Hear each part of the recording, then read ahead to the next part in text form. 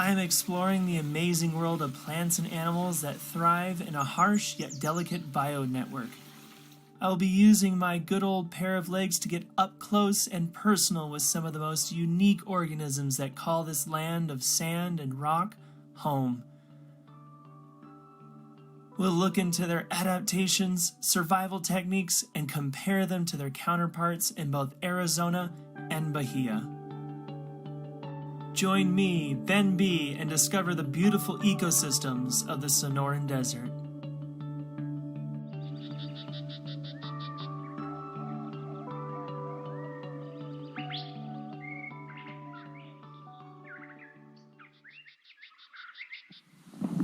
What makes a desert a desert?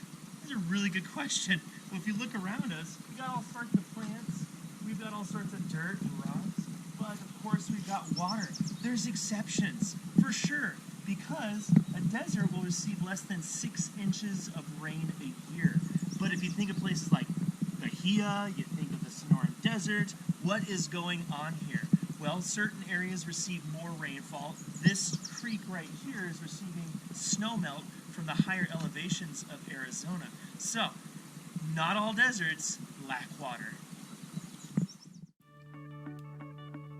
Before we get back out onto those dusty trails, I would like you to take a moment and imagine a desert. For a lot of people, they would imagine a desert as massive golden sand dunes or vast open lands with very few living things. How cool is this though? According to BBC, deserts are dry or arid areas that receive less than 250 millimeters or 10 inches of rain each year. Oddly enough, Antarctica, in terms of sheer size, is considered the largest desert in the world. It receives less than 51 millimeters of rainfall annually. Deserts can be hot or cold. They even contain plants and animals that are specially adapted to these extremely dry conditions. We're talking animals that would prefer to take part in their daily activities during the cool and sometimes warm evenings. Most of our desert species are called nocturnal. Without the harsh sun beating down on them, things like food and water are a lot easier to find. Now, get your boots on and let's go find some nocturnal critters.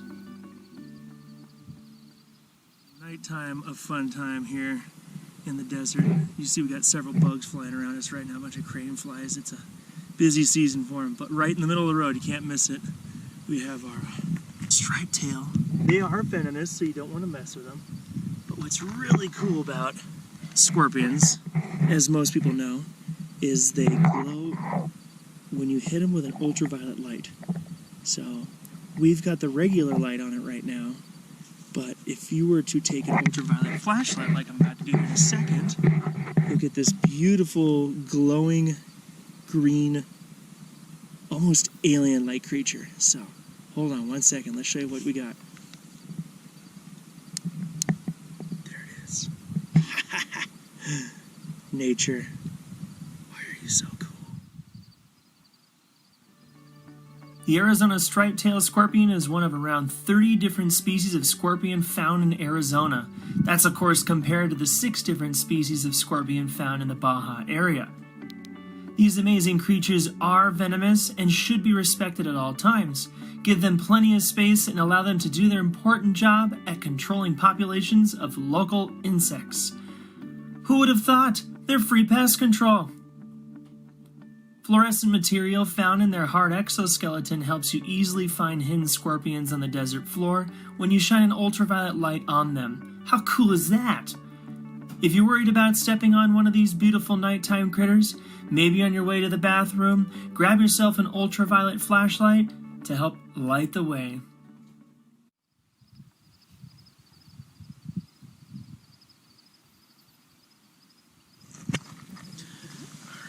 We don't want to frighten it too much, but here we have a desert tarantula. These are awesome little critters. This one looks to be probably a juvenile, but all curled up, nice and tight. Probably saw us coming, but they'll get much larger. I mean, you can see my hand compared to, it's pretty small, but Females can get as big as a human hand. How cool is that? Almost as if they came out of a salon with that perfectly slicked back hairdo, tarantulas are equipped with their first line of defense, urticating hairs. These fine barbed hairs can be kicked off into the eyes of would-be attackers, causing irritation in the nose and eyes. With all that irritation going on, the tarantula can run off unscathed. Baja is home to several different species of tarantula, including the Baja tarantula. With its light brown, slightly tan hair, it could easily be confused with a male desert blonde tarantula of Arizona. Many researchers believe there are several other species of tarantula out there in the Baja Desert yet to be identified, so you could be one to find one that's not even in the books. Just like the Arizona striped-tailed scorpion, tarantulas are venomous, possessing a deadly bite. Don't worry, it's only deadly if you're on the tarantula's menu, which consists of small insects, small reptiles, small birds, and small mammals. Get the small hint? Then the tarantula subdues its prey by injecting its toxic cocktail and slurping the remains up using what I like to call a sucking stomach.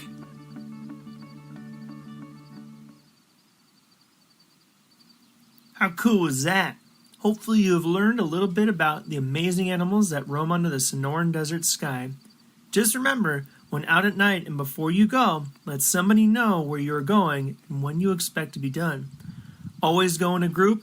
Hike a familiar trail, make sure you have light, fuel up, dress appropriately, stay hydrated, and be aware of amazing wildlife.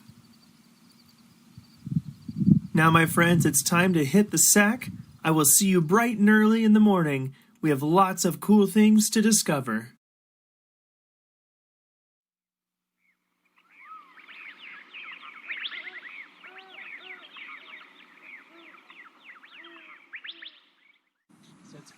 Early morning here in the Sonoran Desert, and it's advantageous for a lot of animals to be active during this time. So right now we're standing next to a nice little desert creek.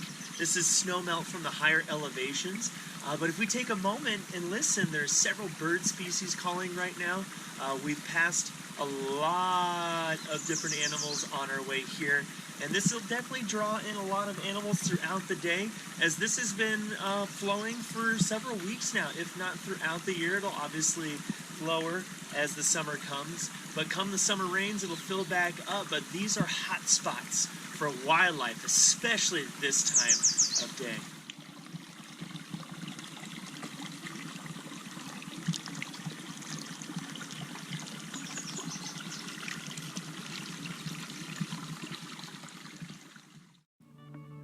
Very similar to the Arizona mornings, Bahia's mornings give a variety of birds an opportunity to hunt in the cool sunrise air. With tides going out in the night, exposed rock crevices that were once difficult to get to have now opened up a smorgasbord of seafood delights. Common seabirds seen in the early mornings off the shoreline include brown pelicans and yellow-footed gulls. Their tracks can be found in the beach sand, probably searching for a tasty treat. But how cool is this? If you're down on the beach, you may even find traces of green sea turtles or California sea lions in the area. So, have you ever wondered who may have come along to feed at the water's edge before you got there? That's easy. Track check. This is a fun way to find out the different species in your area. Look for soft sediments like sand and mud. They're perfect places for animal tracks. Cool. So obviously this creek has been visited by not only us, but other critters. You can see right here in the sandy embankment there's several tracks, and it looks like we might have some peccary tracks. Yeah, the collared peccary, also known as the javelina, looks like a wild pig, but is part of the peccary family. So more closely related to other animals than the pig. However, these little animals aren't so little. They're decently sized, about the size of a medium dog. And well, you can find them coming up and down these like highways. And these ones probably came down to get a drink in the middle of the night, and then they'll settle down in the middle of the day. But again, during this time of day, we're going to find them moving around looking for food, probably eating seeds, bean pods, or prickly pear fruit. Speaking of prickly pear fruit, not only can you find the cacti itself growing along the river's edge, you can also find their seeds in the scat or dung of animals like the javelina. Don't worry, I've poo-pooed the idea of an image of doo-doo displayed on your screen. For now, that is. However, scat is also an easy way to find who dung it in the desert. Enough about fertilizer. Let's check out some other things that call the gorgeous desert their home. We'll start off with a couple of well-known characters. You might have heard of them, the cacti.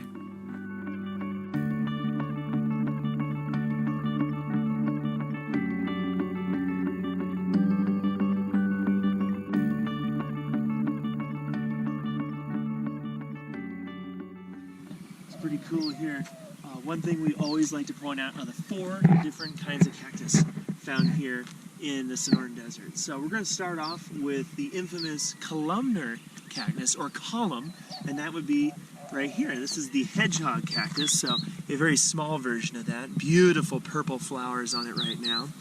And they get their name because of their body shape, just like a column. Think of a Greek building with those tall columns, or in front of a old public library, the columns that hold up the roof or the ceiling. So, columnar cactus. And then the other one we have are the paddle cactus here, Nopales, or the prickly pear. They have that round pad to their body shape, and they'll grow in little segments there, but that body shape will always stay like the paddle. So think of a boat using a paddle to get yourself around. So paddle cactus. And over here we have the barrel cactus, and well, it gets its name for the shape of being a barrel.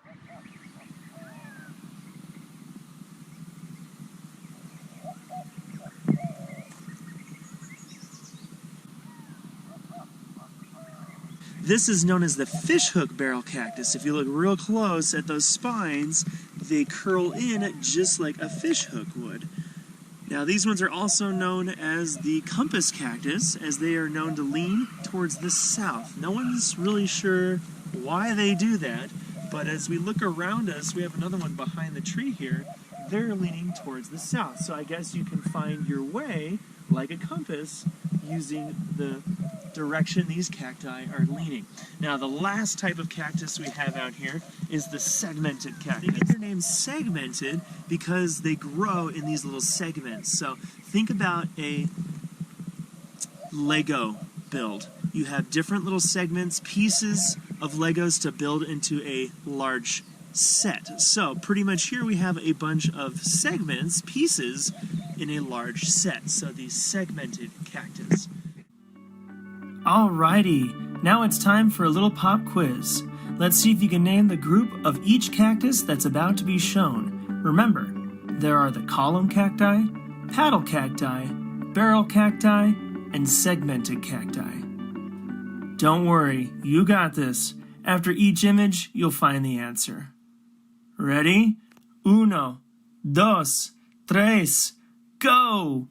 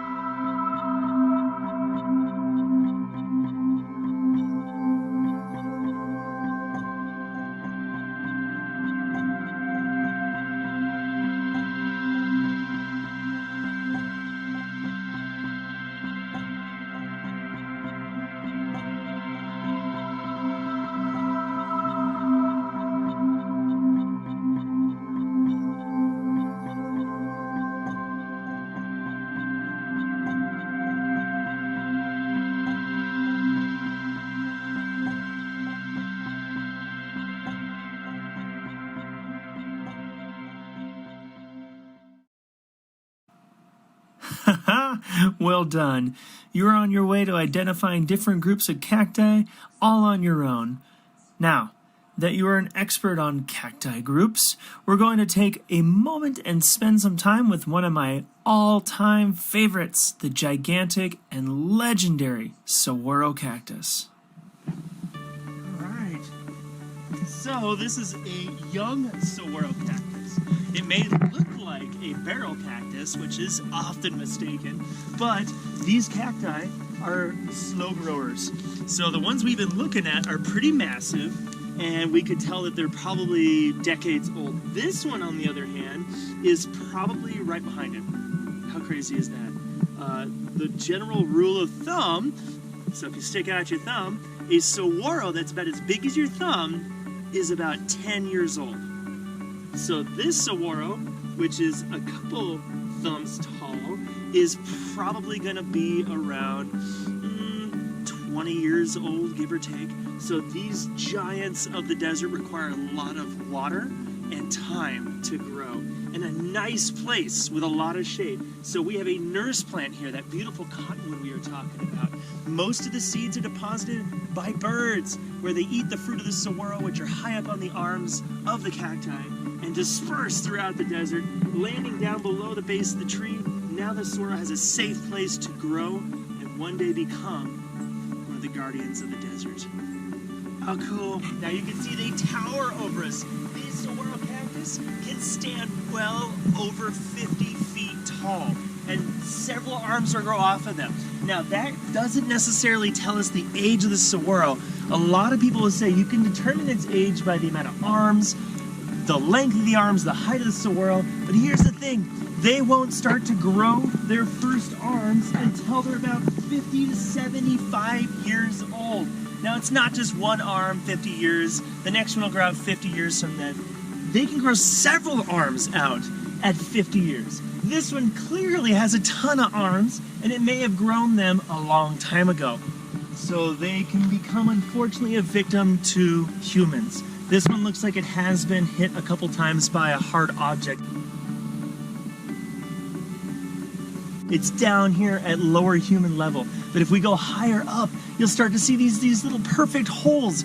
That is a particular type of animal, the Gila woodpecker. Now, they will drill these holes into the saguaro's arms, even into the main body of the saguaro, and the skin will become a big, thick scab, and that creates a watertight home for these birds. Imagine just building yourself a little clay hut, and all of a sudden a storm comes through, you're sitting inside this big structure, and you're water resistant. It's gonna be one of the greatest places to be during those monsoons. And then after that Gila woodpecker leaves, other animals can come in here as well. So we like to call this Cactus Hotel. Here in the state of Arizona, we have what we call the elf owl, one of the smallest species of owl in the state of Arizona, and they're often found inside the saguaro cactus, those holes that the Gila woodpecker make, and their faces look like that hard scab, making them blend right in. You could pass a dozen of these owls and never know they were there. How cool is that? Well, enough of walking and talking, and since we're on the topic of saguaro, let's hit the road and try and find ourselves a hidden gem before it gets too hot.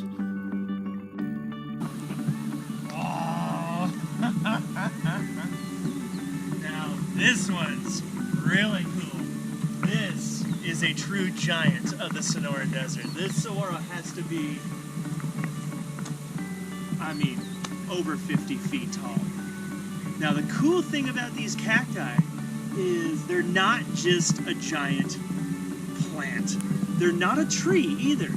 Cacti are able to absorb the water and store it within their bodies. So what's really neat about having all those arms and growing them over time is they have more canteens, right? That's where you put water if you're out here in the desert. So with these large arms, they're able to store more water here, here, here, and here, rather than that spear of a younger cacti. So what we're looking at are these massive canteens.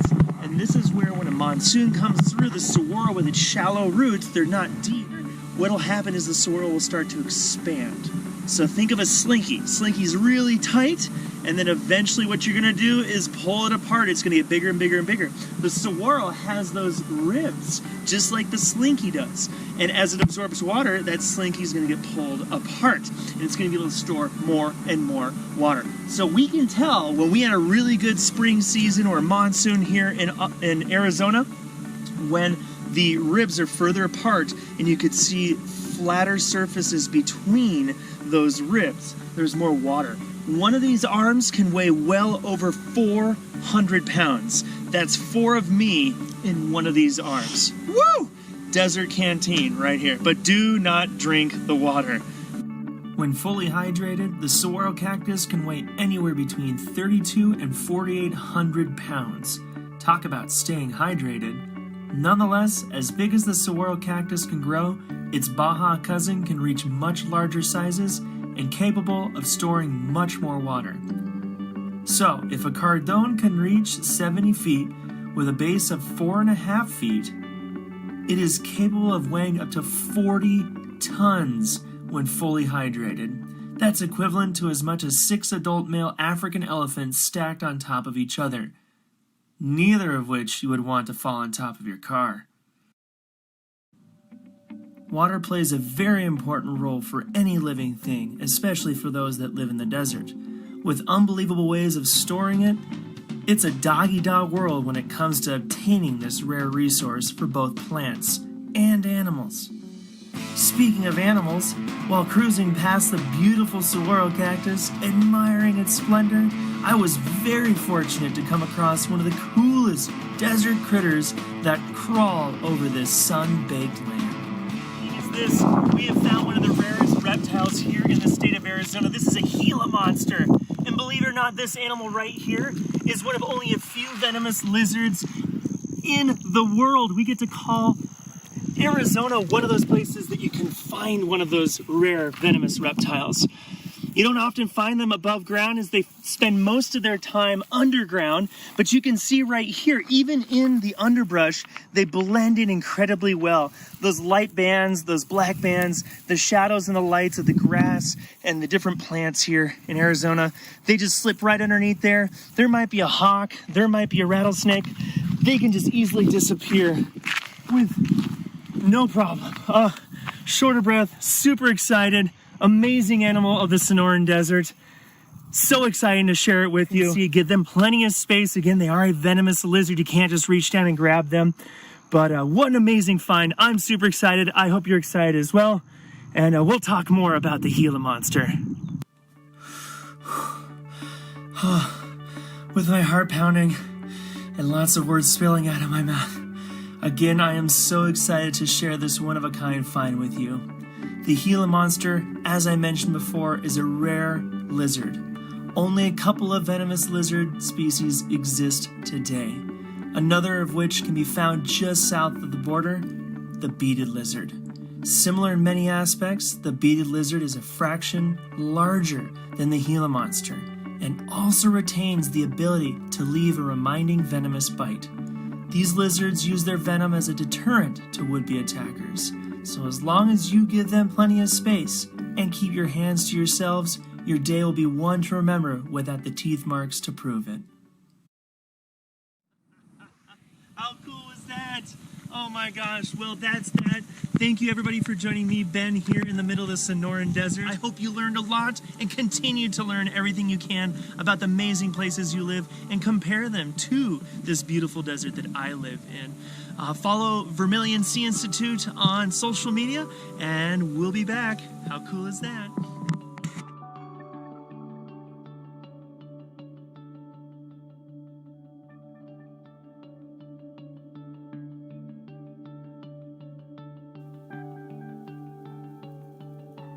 Well, my friends, it's about that time. The sun is setting, and I'm off to my next adventure. Keep your learn on with the Vermilion Sea Institute, and remember, the world we share with all these wonderful living things is truly one of nature's greatest treasures.